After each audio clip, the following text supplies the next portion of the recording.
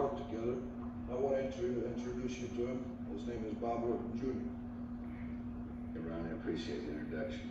They didn't save the best for last, believe me. They saved the youngest for last. Because these are honest people, and the youngest should go last. But ladies and gentlemen, I would like to tell you this. I started going to the wrestling matches at the age of 5 years old. And I believed everything I see. I mean, when people got thrown out of the ring and got split open and the blood flew, hey, I believed it. And yes, I become excited.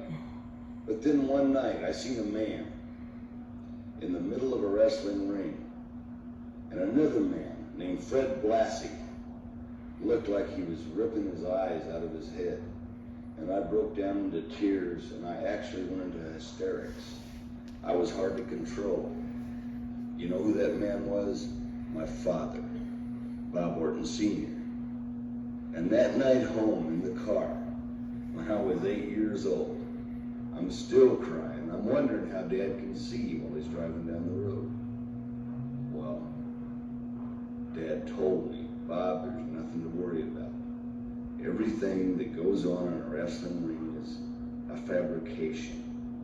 It's something that you do to make wrestling fans believe that what you're doing is real, but in actuality, it's not. And yes, from that point, I grew into a teenager, and I become very interested in wrestling. And I become an amateur wrestler. And no, I was not a Bob Roop. I didn't go to the Olympics. I was not a national champion. But I was a 3-time state champion in 3 different states, and I was an All-American. And then, lo and behold, I broke into the pros.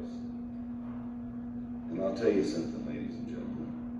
Since the time I started professional wrestling, I'm 29 now. I started pro wrestling when I was 21.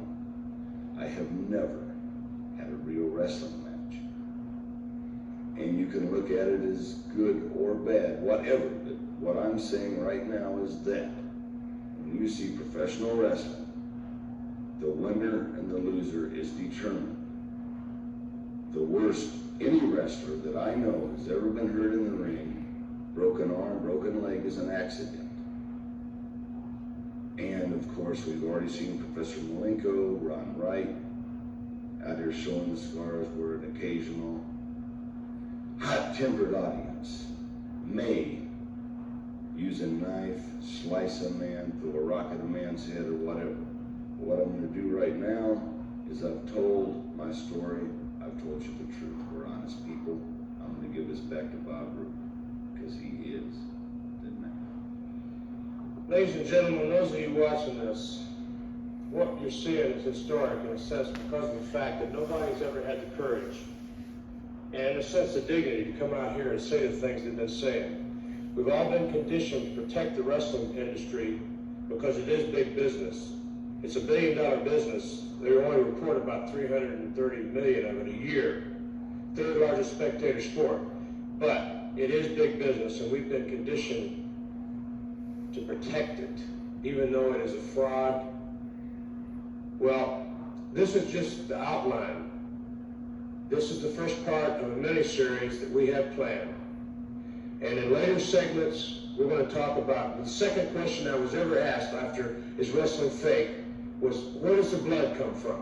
We're going to do a whole segment on where does the blood come from. We're going to show you exactly where it comes from. We're going to demonstrate terms of the wrestling business, how the action manipulations work. That's going to be another segment. We're going to do a segment about the money. Like I just said, $1 billion a year earned and only 330 million reported. The IRS is surprised about that, I imagine. We're going to talk about legal prostitution. Great big muscular wrestlers being in effect just prostitutes. Prostitutes with muscles, we'll call that segment.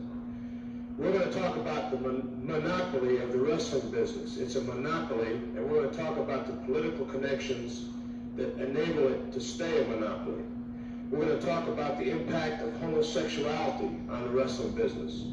We're going to talk about drug abuse in the wrestling business, and it's prevalent.